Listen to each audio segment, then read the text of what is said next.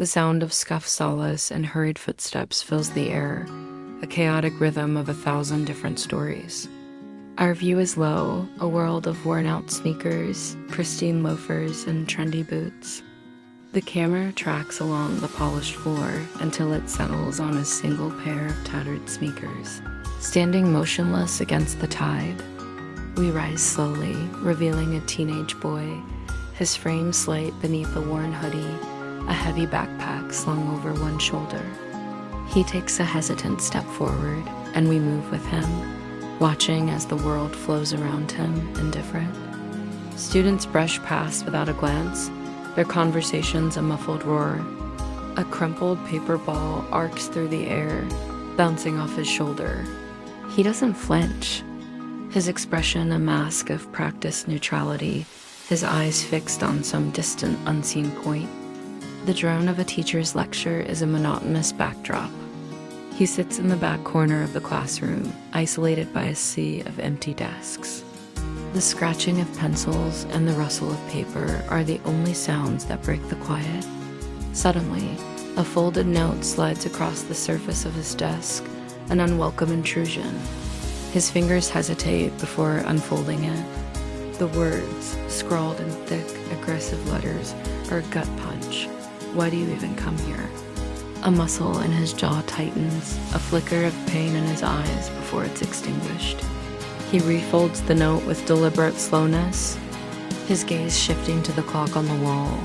It's ticking a slow, merciless countdown.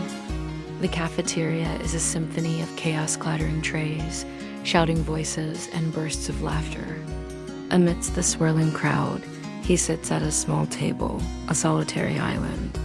His lunch remains untouched. Across the room, a confident, cruel-looking teenager catches his eye and offers a smirk, a silent, menacing promise. The boy quickly looks down, focusing on the condensation beating on his milk carton. A moment later, a deliberate shove to his table sends the carton toppling, a splash of white erupting across his tray. A wave of laughter ripples through the nearby tables. We zoom in slow motion on his hands as they grip the edge of the table. His knuckles turning white, a tremor running through his fingers as he fights to hold himself together. The school day is over, but his ordeal is not. The locker room is cavernous and empty, the air thick with the smell of sweat and disinfectant. The silence is broken by the violent slam of a locker door, the sound echoing off the tiled walls. The bully corners him, his voice a low, venomous hiss, each word a carefully chosen weapon designed to wound. The boy remains silent, his eyes fixed on his own distorted reflection in the metal locker door. After the bully finally leaves, the silence that descends is heavier, more suffocating than the noise. The boy slides down onto a wooden bench, his head in his hands, his chest tight as he struggles to draw a breath.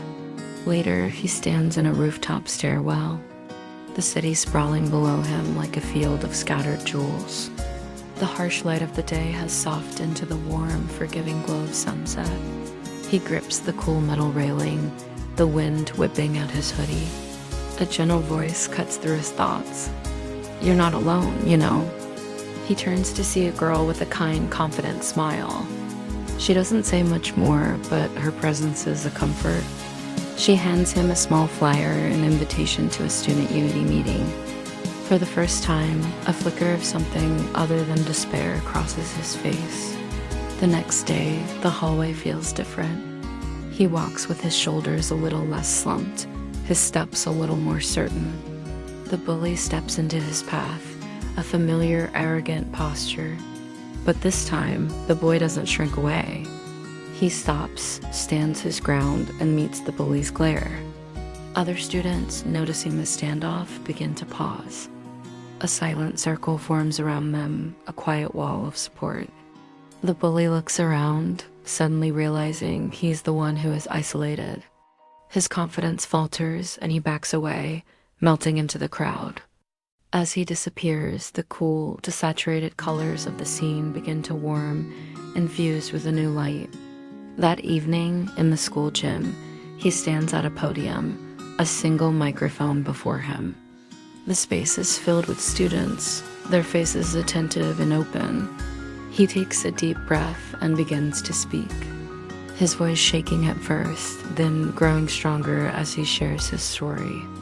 We see cuts of the faces in the crowd nodding in understanding, showing empathy, some with tears welling in their eyes. They are listening. He is being heard. Weeks later, the hallway is bright, vibrant, and alive with energy. He walks confidently, no longer alone, but surrounded by a group of friends, laughing at a shared joke. The camera, once low and hesitant, now holds him at chest level, strong and centered. In the background, the bully passes by, a forgotten shadow, now powerless. The boy doesn't even look back. His gaze is fixed on the path ahead. Strength isn't never falling. It's standing back up together,